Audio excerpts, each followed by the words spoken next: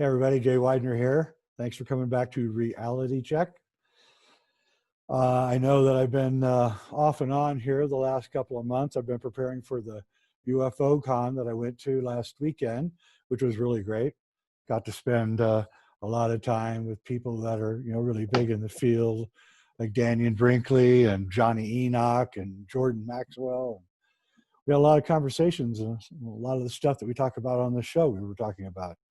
When I gave my talk on UFOs and cults, I don't really know much about UFOs. I don't really follow them, but I think people received it really well. If you like the show, share it and like it. Really appreciate it. Today, we're going to have a really, really interesting show. As you guys know, I've been reading this book, Madhouse, which is about insane asylums in the 1800s in the United States. And as I was reading the book, I got sent this guy in the mail. And it was like an incredible synchronicity because I was reading about these things, and then this book comes. And actually, what Madhouse was doing to me was I'm asking myself, why? Why are there so many insane people in the 1800s that they have to build these gigantic insane asylums all over the country, hundreds of them? They're giant, and they house thousands and thousands of people. And also the question becomes, well, psychiatry really hasn't been born yet, so who's declaring these people insane and why? And then, of course, the means of which they tortured these people was also extremely interesting. But so today my guest is Jerry Marzinsky. Is that how you pronounce it, Jerry? Yeah, Marzinsky. Marzinsky? Jerry Marzinsky. And he is the co-writer with Sherry Swiney of this book, An Amazing Journey into the Psychotic Mind, Breaking the Spell of the Ivory Tower. And what I like about this book is that it not only IDs the problem that we're having, but it actually has some answers, which are very rare in this day. So Jerry, before we begin, why don't you tell us about yourself and who you are and how you got interested in the subject? Well,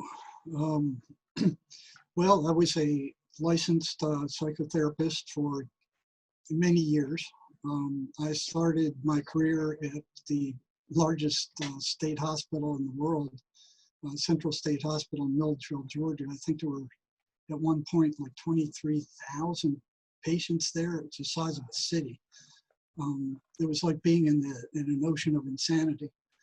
But at that point, I was young and kind of stupid, and I was interested in abnormal psychology. And for me, it was like a candy store. But things right away didn't start making sense. I'd look at psychiatry, and they would say, this is a chemical imbalance that's causing that. And I'd ask the psychiatrist, what causes this? Why is this? And virtually all of them said it's a chemical imbalance in the brain. But then I watched what they were doing, and they didn't give any tests to find out what that imbalance was. They just said there is an imbalance, and it was real clear they were taking their instructions from the drug representatives that just constantly flooded the institution and gave them free lunches. And that's for sure. But here they're giving them a wide variety of different psychoactive drugs that affect different neurotransmitters. But yet they had no blood tests. They had no way to tell what that imbalance was, what was imbalanced, which neurotransmitters were imbalanced. They didn't even know what the neurotransmitter balance of the brain was. They didn't have any idea what the proper neurotransmitter balance of the brain was. Okay. So, with that in mind, I'm gonna read the beginning of your really good book, because I think it sets the scene for what you're saying. Since the dawn of civilization, a strange and malevolent affliction has stalked humanity. Its etiology an elusive mystery, like a viper that strikes in the night.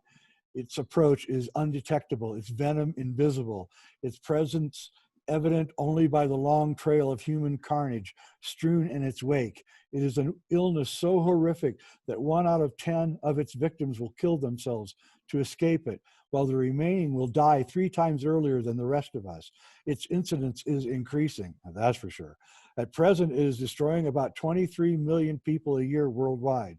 The World Health Organization has declared it to be among the world's top 10 health problems, yet research funding is minuscule. The Wall Street Journal reported that the NIMH responded to this deficiency by manipulating the statistics. With the change of the National Institute of Mental Health website in 2017, 2 million people with this illness simply disappeared. This disease actually speaks to its victims as it slowly kills them. That's a really important sentence. For countless decades, doctors have stubbornly refused to listen to patients who report this. Such might be understandable if the tormentor's tidings were unintelligible, but in many instances, this is not the case. Hundreds of patients described an unrelenting barrage of sinister and malicious messages delivered in complete and coherent sentences. Almost done here. These relenting assaults, coupled with refusal of medical providers and others to believe what patients are experiencing, leaves these individuals feeling trapped, alone, misunderstood, and desperate. With the realization that no one comprehends what they are undergoing, their anguish mounts. Desperate for any means to escape their intense suffering, 4 out of every 10 will attempt suicide. 1 out of every 4 will succeed. Added to the weirdness surrounding this affliction, we find another freakish correlation. The Journey of the American Medical Association published a study that reveals a suicide rate 5.9 or 6 pretty much times higher than the general population for doctors who specialize in the treatment of this disorder. One of the most frustrating aspects of this scourge is its abject refusal to loosen its grip on its victims. Descriptions of this illness date back to 2000 BC across several cultures, the oldest being the Egyptian Ebers Papyrus. Since that time, medical science has searched in vain for a physical cure for this malevolent mental illness known as paranoid schizophrenia, the most prevalent and devastating of psychotic disorders. This is the book. Get it? So I read the book, and it's really well done because I think the way that you eventually married science with esoteric matters and showed in your book how we're really dealing with almost a spiritual problem here. And what I did after I read your book, Jerry, was I went out and not scientific or anything, just where my friends are, at the hot springs, at the coffee shop, wherever I go, and I just asked them, guys, hey, do you hear voices in your head? And I was surprised, first off, how many people did. I had no idea. Normal people I love, actually, had voices in their head that were malicious, and talking to them and telling them bad things. And I asked them, because I have a voice in my head. It's Jay, my higher self maybe, or something. And it tells me when I screw up, it tells me, well, what'd you do that for? Go apologize to that guy. You shouldn't have said that, right? Or whatever. Or it tells me when I do a good thing. Oh man, you're awesome. You wrote 4 chapters today in your book. That's awesome, man. Give yourself a pat on the back. But that's not what these people were reporting. They were reporting a malicious barrage of negative comments that they thought were themselves. Almost universally, they thought that these voices were themselves. And then when I read your book, I connected it to one of my favorite subjects, which is the Gnostic idea of Archons, or spiritual parasites, who want to drive us into a negative state so they can feed off that negative energy. And I realized that, what you had discovered, these voices, these malevolent voices, was the key to how the Archons are in control of us, most of us. And then I started thinking about the warnings that the Gnostics gave about not doing certain things because you'll open yourself up to these forces. and how because I'd been studying Gnosticism my whole life, I kind of made sure that I never got involved in Ouija boards or black magic or anything like that. And but the people that were hearing the voices told me, again, not scientific or anything, but they had played around with these forces at an early age. And so I wonder if you know, the warnings from the Gnostics from 2,500 years ago aren't true, that, you know, you play around with these forces and you let them in, and once you let them in, it seems like they increase and double and triple in size, and pretty soon you've got 4 or 5 and 15, 20 voices all telling you how horrible you are, how ugly you are, how you're nothing, you're stupid. I listen to these people telling me what the voices say, and they're almost universally the same things. They say about the same 15 things. It sounds like: you're ugly, you're stupid, you're not worth it, you should go kill yourself, these kinds of things. And so I think you actually in some ways may have unlocked the Archon problem in a way, that these voices are not you. And when I told people that, oh, you said something else in your book, which I need to be repeating. When I told these people, my friends and family, that I didn't hear voices, they didn't believe me. And you said that in your book, that people who hear voices don't believe that there are people who don't hear voices. And they didn't believe me. I said, honestly, I'm telling you the truth. I don't hear any voices in my head, certainly not any voices telling me that are malicious. So I think that in a way you've done us a lot of good, because I think when I told my friends and family that the voices aren't you, those are outside entities that somehow have gotten into your system, and you need to tell them that they're liars, and you need to tell them to go away. I don't need you. I want you to go split, you know? And so I think that's why I wanted you on the show more than anything, was because I think that you have in some ways advanced the idea that the Archons are there. They're malicious. They want to drive you insane, but you can get rid of them, right? Right. So you covered an awful lot of ground there, and I'm like, you know, each sentence I could have branched off somewhere else. But good, do it. Thinking is the root of it all. So everybody's got a voice in their head talking to them. You can hear it, and people think that's who they are. That's a huge mistake, because you can sit back and you can watch these voices come into your head and observe them. You know, check in and say, well, what am I thinking right now? What am I thinking right now? So if you can observe these things, if you can step back and observe your thoughts, then they're not you. You know, who's the watcher? You know, you're the one watching those thoughts. Now, the second question is, where do they come from? Right. Okay. And they come from 2 different sources. One is your memories, which keep repeating over and over again. And I think Joe Dispenza said, if you're thinking, you're running a program. Right. And that program is based on how you were raised and things that happened to you. And if you see something outside that triggers that, you're running that program. The other thing is what is it that triggers those memories to come up? What is it that triggers the thoughts that come up? Because you don't know what the next thought you're going to have is. I mean, it comes up, and most of it comes from the subconscious, because you can't predict your next thought. You know, you go, what's my next thought? You don't know. So what is it that brings these things up? You can bring them up from memory. So, you know, all the bad memories, all the good, whatever, you can say, okay, I want to think about this, and that'll come up. But when you're just walking around and, you know, paying attention to stuff, and here's all these thoughts that keep filling your head, what is it that is bringing those up? Okay, so those are coming from the subconscious. And you kind of go, well, what is it that's choosing those thoughts? Because you're not consciously doing it. So what happens is these entities, and Carlos Castaneda talks about that. Yes, he does. And he all the way through his series, yeah, he talks about, and he keeps alluding to it, and at the very end he said, they give us their minds.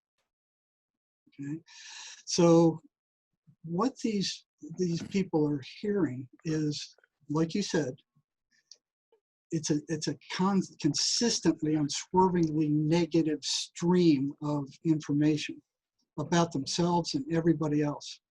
And it warps their perception of things. And why do they do that? I didn't know until one day I was working at the prison, and I thought it was because of the amount of anxiety that these things create. You know, if you have these voices, and what they do is they start inside your head, and when they get stronger, they move outside and they start talking to these patients like from the outside. At that point, they know that it's not in their heads. I mean, they're talking to them from the outside like somebody's talking to you. What I noticed was that after these attacks by the voices, the patients were greatly weakened. And some of them said they were so weak they couldn't even get out of bed after being attacked by these voices all night. And they had no idea why that was. They saw the correlation, but they couldn't make the link between the voices and their energy levels dropping. And I saw the link, but I thought it was due to the anxiety. Then one day I was put over they call it the Central Detention Unit, which was a jail for the entire prison. So the worst of the worst went there. And one day I showed up in my office at the psych unit, and here's a call comes in from the captain of the Central Detention Unit saying, listen, we got a completely psychotic fella in a cell with another inmate, and he's scaring the bejesus out of this guy. You need to come over here and do something about that. About the same time, I went to my mailbox, and here's a letter from the cellmate of this psychotic guy saying, hey, listen, you know, I need your help. You need to do something about this. So I went over there, and I pulled up the guy who was, he was sane, and I looked at his background first. And what he had done was snitched off the Aryan Brotherhood, which is a big gang in the prison. And he had snitched off one of their drug deals. And the warden broke them up, sent them to prisons all over the state, and confiscated all their drugs. So they were furious. They wanted this guy dead. He was a snitch, and they wanted him dead so bad that they were doing things to get thrown into the Central Detention Unit so they could have a chance to get at him. And then they were shooting these notes under their door, and I still can't figure out how they do this. I've seen it happen from the control section. There would be a string with a note on it, and they would throw it, and it would go like maybe 25 yards right in underneath the door of an inmate cell across the way. And it happened so fast, it would be like boom, boom. You know, the note would be delivered and the string would come back, and I'm like, whoa. Still don't know how they did it. But they were sending him these notes saying, you're dead. You know, you come out of there, you're dead. We're here waiting for you. Then here he is locked with a psychotic, floridly psychotic guy, not on any meds. He's standing over him at like 3 in the morning, just looking down at him. You know, and he looks up, and here's a psychotic guy just staring at him. You know, you can't be under more stress than that. So I pulled him up, and I watched as he came out of the cell, and he kind of bounded up the stairs and walked briskly to the interview office. And I spoke to him for 45 minutes. And yeah, they were after him. He was in bad shape. He was scared, you know, and the amount of pressure on him was incredible. But his energy level was still pretty good. Next, I brought in the psychotic guy, watched him come up the steps, and he could just barely make it up. I mean, it was like he had lead boots on, and he was grabbing the rail, and he just kind of shuffled into the office, and his affect was dull. He didn't have any life in his face.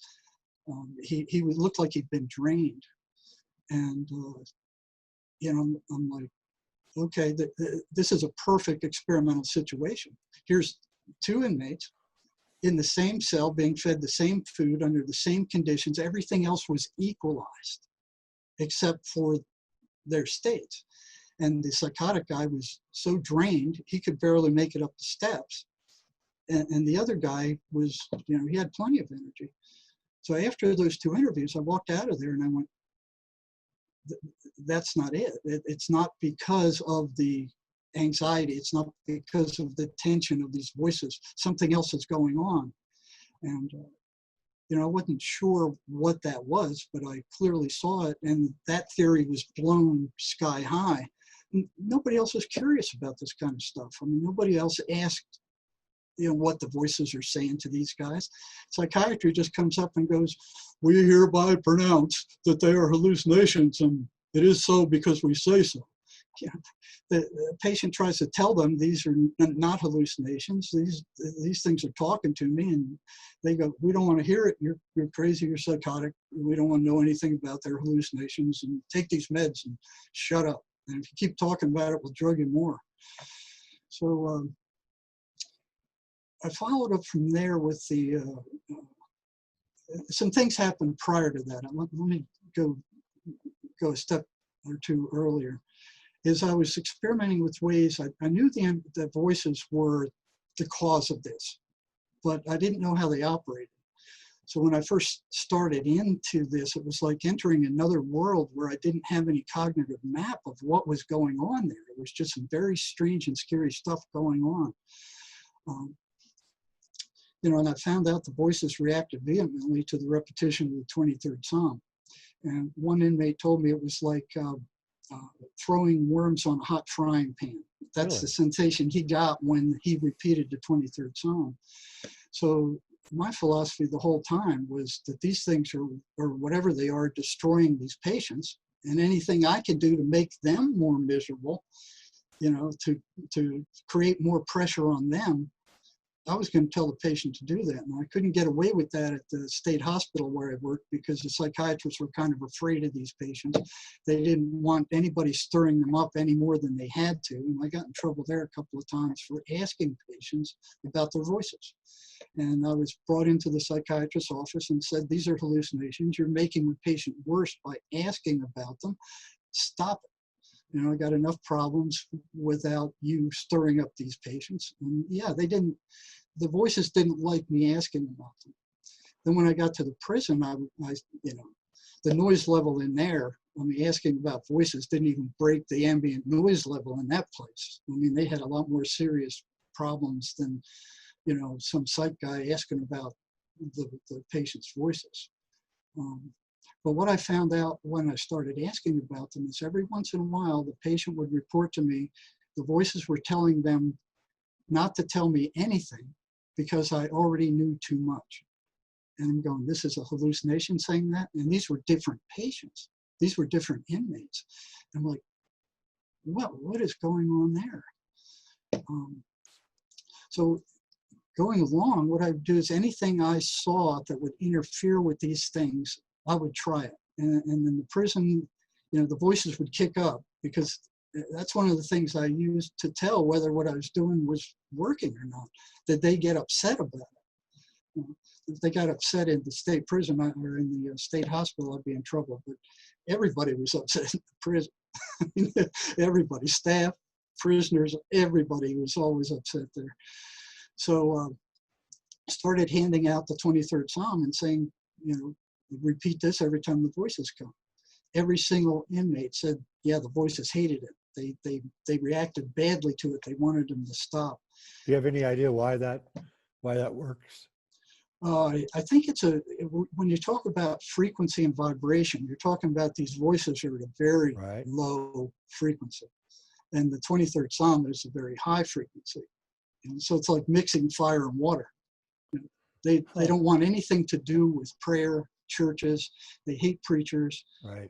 They hate psychiatrists. They hate any kind of positive, spiritual anything they'll try to steer the person away from. But then they'll try to direct them toward murder mysteries and novels and war, horror stuff, just like you see today. You look at the movies they're putting out today. Yeah. It's all horrible stuff. It's been horrible for 50 years. Yeah. I was in the movie business. In fact, after a long day of working on a horror film in the mid 80s in Hollywood, we spent the entire day. It was 108 degrees in the San Fernando Valley, and we were filming a knifing of a woman. And it took all day to film the knifing. And as I got in the car, I was sweaty and I had fake blood all over my hands. I had to go home, take a shower and all that. As I'm driving away from this, I said, that's it. I'm never doing this again. This is so negative. I can't believe it. And I walked away from Hollywood at that point because of that. And I truly believe, and I wanted to talk to you about this, not just Hollywood, but the media too, it's almost as if they're black magicians. I don't mean black magicians, I mean dark sorcerers. And they're weaving a tapestry that creates voices, or it seems to attract the voices in, because you'll talk to people and you'll realize that they're listening to the news and they're taking everything literally, and that's literally driving them crazy. And they're hearing these voices saying, oh my God, the Russians are taking over our country. The Russians are taking over our country. And you're like, wait a minute, where's your evidence for this, right? And evidence doesn't matter, because it's just all this insanity. And then you look, of course, at the increasing homeless problem, which I think only Dr. Drew has really been honest about, which is that it's actually a mental illness problem and it's spreading. And so let me ask you a question. I've always had this kind of idea that mental illness is contagious, and that if you hang out with mentally ill people, you will become mentally ill. And I was just wondering if you agree with that, and what the mechanism of that might be. That's an interesting question. There was a period of time when all this stuff was happening to me, as I was trying these different tactics where I thought maybe I was going insane, and I think I read, I think it was Reich or Jung, where when he was studying schizophrenia, he thought he was going insane too. But the strange things started happening. The more I came up with tactics to interfere with these voices, they would constantly tell the patients, well, he's crazy, he's stupid, he's nuts, he's insane, don't listen to anything he's saying, he's a wacko, get out of his office and stay away from him. The more I learned, and if the patient would follow through with these things, the better they became. So I had a number of patients start telling me that the voices were warning them to stay away from me, not to do what I said, not to show up for appointments. And then one day, one guy I was working with, one prisoner, he comes in and he says, the voices want to talk to you. And that never happened before. It's like I said, do they want to talk to me personally? And he goes, yeah, they want to talk to you. And normally what happened is the patient would be the intermediary. I'd say, okay, what are the voices saying in response to what you did this week? Or what are the voices saying to you now? They would always act as the intermediary. This time it's like they want to speak directly to you. And it kind of weirded me out. I'll bet. So I said, okay, come on in and tell me what they have to say. So he comes in, he sits down, he looks at me, and his voice changes just a little bit, got a little bit deeper, and these words came out of his mouth. And this is where my denial system that it's been tattered, just completely collapsed. It just completely collapsed. These words came out of his mouth. You have no right to interfere with our way of life. And I'm like, whoa. It's like the Twilight Zone, And wow. the inmate says, that wasn't me. Those weren't my words. I didn't say those. That was the voices said that. And it was like a warning, hey, back off. So I didn't back off. And with the same guy, I got to reading Miguel Ruiz's book. He's a shaman, and he was talking about something very similar, just like you did with the Archons. But I didn't even know about Archons back then. I wasn't even familiar with them at all. And he talked about these things being energy parasites. And that clicked with what I had been observing. So I brought that book into the prison, and I brought the same guy back whose voices had warned me. And I said, I have a page here I'd like to read to you, and I'd like your opinion on what it says. So I was always asking these guys questions. You know, what are the voices saying? How upset are they? I mean, it was always it took years to figure out how to talk to them, but once you could, you know, and they trusted you, they'd tell you with all this stuff. But normal people that are psychiatrists, that's the last person they talk to. And it was hard because they didn't trust psychs to start with, you know, because all the trouble they've had with them. So as I was reading this thing, as soon as I hit the part where these things were energy parasites, this guy got this glazed look on his face, and he's just staring at me. His face kind of went white, and it's just this hypnotic stare. And then I heard this loud electrical crackling right behind my head. And I'm like, what the hell is going on? I turn around, and this crackling is moving to the right, up the right wall, and it's crackling all the way up the right wall. Crack, crack, crack, crack, crack, crack, crack. Just like an arc welder. It was as loud as an arc welder. And it just moved all the way up the wall. And I was freaked out. It was like, I looked at this guy and I go, uh-oh, he's going to attack. And I pushed my chair back against the back wall, so if he comes at me, I could kick him. All they had in those, covering the medical unit at that time, they put female guards there. So, you know, by the time anything happened, I mean, it was already going to, you're on your own, basically. Right. So I'm looking at for whatever's causing this crackle, but I'm afraid to take my eyes off of this guy because he's got this weird look on his face, and I'm like, got this, all the red lights are going off in my head. You know, this guy's going to attack. And I'm glancing back and forth between the crackling and this guy. And the noise crackles up to the ceiling and crosses the ceiling on the office right over his head, and then comes down the left wall, and I see nothing. I smell nothing, but it lasted for 20, 30 seconds. I mean, wow. No doubt it wasn't just like a little blurb. I mean, it just went on and on and on. And I'm like, what is going on here? And I'm kind of freaked out. And then it jumps into this Rubbermaid trash can at my right leg, and it's crackling in there. And I look down into that trash can, there's nothing in there. The inmate porter cleaned it last night. All it was a plastic bag, and it's empty, and there's just crackling going on in there. And then it just suddenly stops. And I'm like, what just happened?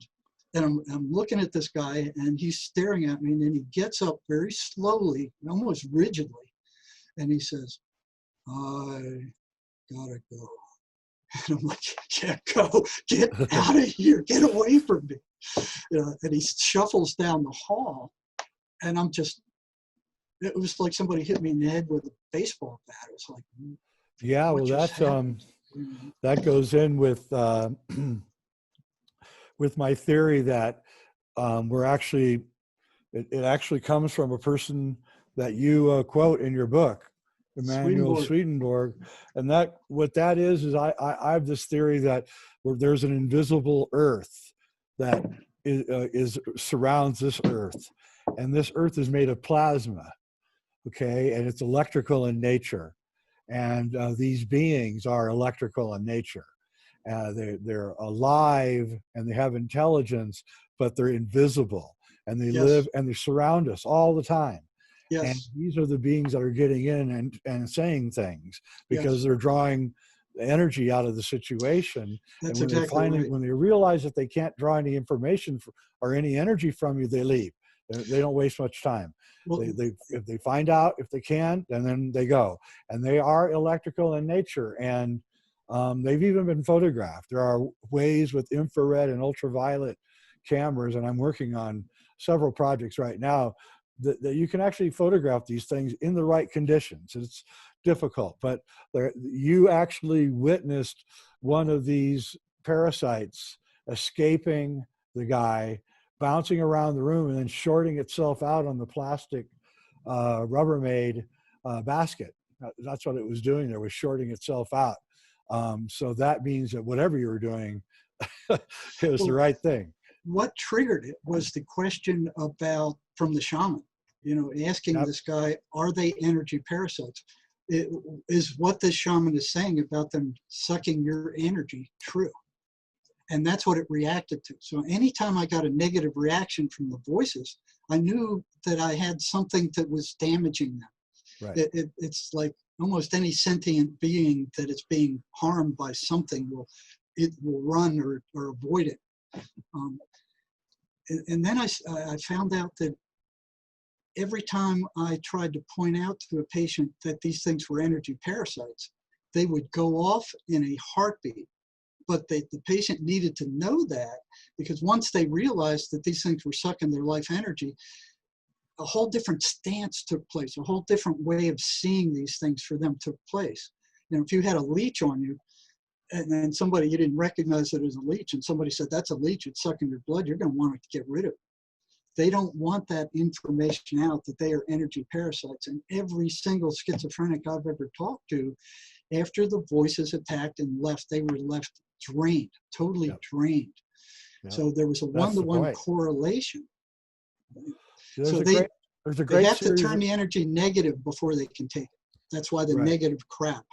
You might look into the paintings of Alex Gray, the great artist. He has a series of paintings of these insect-like creatures sucking the life off of people, boring deep with their tails, and they're really good depictions of these negative forces. I don't know if they're insect-like. I suspect they may be some kind of ethereal insect-like thing. It certainly feels like it. When people that tell me, they feel like they're being, like wasps are attacking them with these voices and everything. And so I don't know. I just know that, you know, you really did in a lot of ways crack it by admitting that the voices are real and that there's a way to dispense these voices. Those are the two great things. And all the people that are listening, that are hearing voices, and I think there's probably a lot of you, there are ways to do it. And another thing that reminds me of is that in the temples in Peru, the Inca had these resonating cavities built into the walls. And if you sit in front of the cavities and you just hum a high-pitched hum, it will bounce off the cavity and it separates and comes back into your ears. And for years, I've wondered what this was, you know, and now I think that maybe that's what that is. It's some way to hide or to get rid of the voices by using these kinds of meditative techniques, and also possibly yoga and Tao, practicing Taoism may help too. And Zen, of course, the whole point is to quiet the voice in the head and get it to shut up. So it's as if these Eastern practices were designed to help us deal with these archonic forces. Well, yes. I mean, they come across as thoughts. Okay, so they're like fishermen. You know, they'll sit there and they have complete access to your entire memory. They can pull up every rotten thing that you've ever done, everything you feel guilty about that you haven't resolved yourself. And they can bait a hook with that and throw that over there and see if you'll bite on it. And if you bite on it, then they'll keep pushing it, and that generates that negative emotional energy. So what they're after is the negative emotional energy, and they have to turn it negative first. Now, along the same lines, when you're talking about an electrical energy, toward the end of my career, maybe the last 10 years, mostly when I was working in the emergency rooms during psych crisis, I could feel the presence of these things. I could feel how strong they were. I could feel how angry they were at me. And it was this strange, icky electrical feeling. There's no other feeling like it, you know. I agree. But I could sense when they were around, and patients couldn't lie to me. As you know, I'd ask them, "Are you hearing voices?" And they'd say, "No, I'm not." And I said, "Yes, you are, and this is how strong they are." And they'd go, "Well, how do you know that?" And I said, you know, they go, and when I started talking to them about what they were, they how do you know that? Were you crazy too? I mean, yeah, I guess you have to. It takes one to know one. But, yeah, and we know from Emanuel Swedenborg's writings, and also the writings of, you know, modern day Robert Monroe, yes. that certain people have the ability to go out of their bodies, and and they can see this invisible world that we can't see in our waking state, and they report these entities and that they're everywhere and that they're negative, and there's positive ones too, of course. And and they're incredibly malevolent. That's what they all report back. That and we have to find ways. If you've accidentally let them in, tell us what people that are listening can do if somehow they have accidentally let these forces into their life and they want to get rid of them. What's the best way that they can go about doing things? Well, to get on and stay on a positive spiritual path. Agreed. But everybody hears these things on top of the regular voice that's spinning in your head anyway. And the way they appear is you might be walking down the sidewalk, and then all of a sudden this horrible thought pops into your head that came out of nowhere. You know, it's like, well, smack the guy in front of you, or you know, do something outrageous, and it's something that's so bad that it just shocks you. It's like, where did that come from? It's not a thought that you would think or entertain or anything you would ever do. But here's his thought, like, why don't you do this? I remember a preacher telling me he was standing on the edge of the Grand Canyon, and all of a sudden the thought came into his head to jump. And a number of patients have told me the same thing. You know, it happens to regular people all the time. And you go, where did that come from? That, you know, just the visceral reaction against it is proof enough that it didn't come from you. So then we have to do, people should, create positive mantras and things and keep repeating it over and over when the voices start attacking, right? Well, yeah, there's several levels of this. The voices are very persistent. I mean, you can't ignore them because they'll get louder, and that's consistent. Wow. What I noticed, and I was working with before Sherry came up with her That's a Lie program, was that most of what these things say is a lie. They're constantly feeding you lies. And like you said, they are persistently and constantly negative. So that's another thing psychiatry has totally ignored. And hallucinations are random. They're all over the place. They're positive, they're negative, they're neutral, they're just everything under the sun. These things are constantly and persistently negative. You have to ask yourself, what holds them and confines them to such a negative pattern? Why can't they ever break out of that? They're constantly negative. What holds them that way? So they're going to put negative thoughts in your head to try to get you upset, and then they will drain your energy. So if you look at depressed people, look at what they're thinking. It's a lot of negative stuff, and they don't have any energy. Same thing with schizophrenics. They don't have any energy. These things are looking for any way they can drain your energy. Now, I saw that they constantly tell lies. And what Sherry developed was, from that information, she pretty much said, any negative thought about yourself or anybody else that comes into your head is a lie.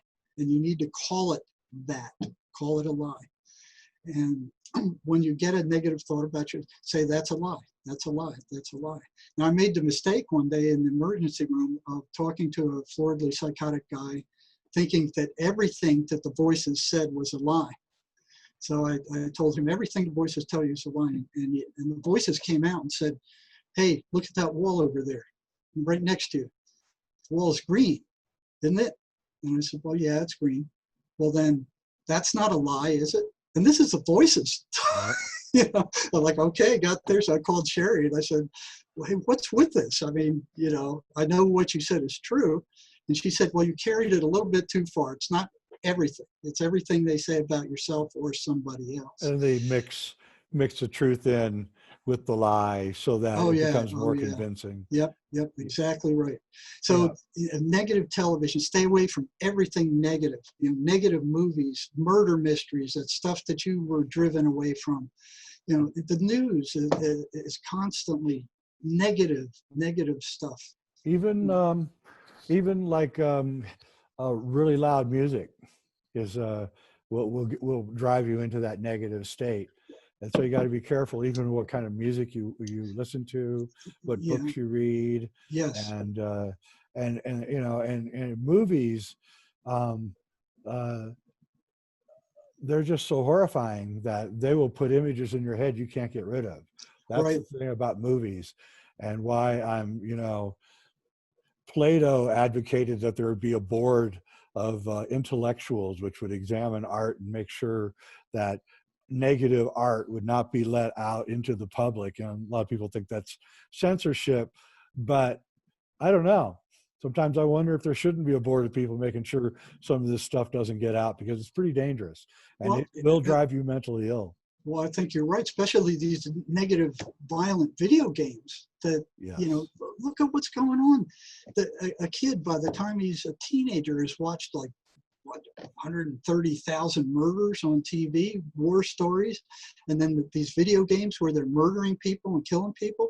And then they wonder why, you know, all these things are teaching them the way to solve your problems is to get a gun and go shoot somebody. Yep. Yeah. So they try to take away the guns, and here they're training these kids to handle their problems with violence. They don't do anything about that, but they want to take away the guns. And another thing that you really opened up is this whole idea that psychiatry is just going down the wrong road. It's not even going down the right road. It doesn't believe their patients when their patients tell them what's going on. So from the very beginning, psychiatrists aren't even listening to what the patients are saying. Then the patients become afraid to tell them that they're hearing voices, because they're just going to get more stronger and stronger drugs, which they don't want. And then the drugs, I guess, subdue the voices for a while, but then when you come off the drugs, the voices come back like from 10 voices to 100 voices, twice as loud. And so it's if the only answer is really a spiritual answer or a shamanic answer. Are there any practices that you can say or tell people what to do that at least start down this path? They're not going to find any psychiatrists like you around, so that's not going to work. So, I mean, is there any tradition or anything that you studied that would be a right path for someone trying to get rid of these voices? Well, well, first of all, you got to realize that they're not you. Right. So they don't want you to know that. That's the last thing the voices want these patients to know, that so they're not them. That is the most important part of the whole thing. You know, and that's where psychiatry is just doing the people of this planet a grave disservice by saying their hallucinations, they're not real. You know, they're very real. And it's like having rattlesnakes in your bedroom at night and saying, oh, the hissing is just a hallucination. And as long as the person doesn't realize that these things are around and they're real, they're wide open. It's almost like, you know, some invisible person coming in your office and whacking you upside the head, and you don't see anything, and you think something's wrong with you. So psychiatry is telling them, you're the sick one because you're hearing these things. We don't want to hear anything you have to say, and you're exactly right on. The more they complain about the voices, the stronger they drug them. Those medicines cause a lot of damage. They rot out the patient's peripheral nervous system. They kill brain cells. They cause all kinds of awful side effects. So they're slowly poisoning these guys. And that's what the voices are telling these patients. The psychiatrist is poisoning you. Look at the side effects. Look at the akinesia. Look at the dry mouth. Look at the sexual dysfunction. Look at the shakiness. You know, look at all these side effects. You're being poisoned by these guys. Now, psychiatrists have a higher rate of attack by their patients than any other doctor. And I saw that at the state hospital when I first got there too. And I'm like, why are they being attacked at such a rate? Yep. Number one is because, you know, they're giving these guys drugs that subdue the voices, and the voices don't. The first thing the voices go after is drugs. They want them off those drugs, and the only reason those drugs work is because they calm them down. You know, it's hard to generate negative emotional energy when the person's calm. Psychiatry is such a scam. You know, they say, oh, we spend millions and billions of dollars developing these drugs. These antipsychotic drugs were discovered by accident in a dye lab in Europe. You know, and the ones they have today aren't significantly different from the ones, the Thorazine that they used to have. It's just less side effects. They spent nothing. It was an accidental discovery. And they were in this battle with neurology, and they were like the bottom dog, and they took over the control of these drugs. And now they're taking control of the entire mental health system. And look at the result. We've got almost 50,000 people a year in the US killing themselves. They're suiciding. And this is among one of the most affluent societies on the planet. Why is that happening? It's not working. Their mental health thing, drugging people is not solving anything. It doesn't get at the problem. And they all through the 8 years of higher education I've had in graduate school and psych and counseling, they never mentioned spiritual anything. It was like they drew this line there. And it was like, okay, this is psychology and this is spirituality, and the two will never cross. So you didn't even bring it up. And the higher you got, the worse it got. It's just like, we know the answers. But then you look at the statistics of there was an organization that did a survey of the number of psychologist articles that were printed in research, and found out that 90% of them were not able to be replicated. Wow. So they're printing garbage. Yeah. You know? So before we go, I got one question for you before we go. Has you ever considered the idea that maybe like psychedelics, like magic mushrooms, might have some kind of effect on these people? Or, I don't know, maybe it'll magnify it. I don't know. Yes. I think it would magnify it. And it would be bad. Now that like you said, Ouija boards are very dangerous. I've met in my career, I've met a lot of patients who started with Ouija boards, but one that I'm getting reports on constantly are these spirit boxes, where they can actually talk to the spirit through these boxes. Right. I've got a number of people that are reporting, hey, listen, I started talking to this voice through this box, and now it's inside of me and I can't get rid of it, and they are now psychotic. The single most dangerous drug is amphetamine. That opens people up. I've seen so many people come into the ER and go into prison, and because they started using meth, it's like it cracks open some kind of spiritual protection you have, and these things just jump right in and take over. I'm glad you said that, because I've known a number of meth heads, and they definitely had voices in their head, and you could actually almost hear them. And so you're right. I'm glad you mentioned that. Meth is a huge opener of the doors to this parallel universe where good and bad entities live, and they are out there. I'm going to do some more shows about this, because I think this is like some of the most important subject that we can talk about. I'd like to have you back on, if possible, to discuss this further, because I think where you're going with this as a psychiatrist, it's gold. Absolutely gold. You're first guy to actually come out and say that this is actually a spiritual problem, and it cannot be solved with drugs. No. And the book is An Amazing Journey into the Psychotic Mind by Jerry Marzinsky and Sherry Swiney.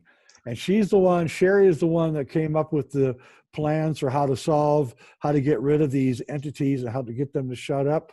And it's basically, they aren't always telling a lie, but most of the time they're bending the truth, and you just have to tell them you don't believe them anymore, no matter what they say. We've got both ends covered with Sherry, because she, as a young woman, she struggled with these voices for years, and they almost killed her.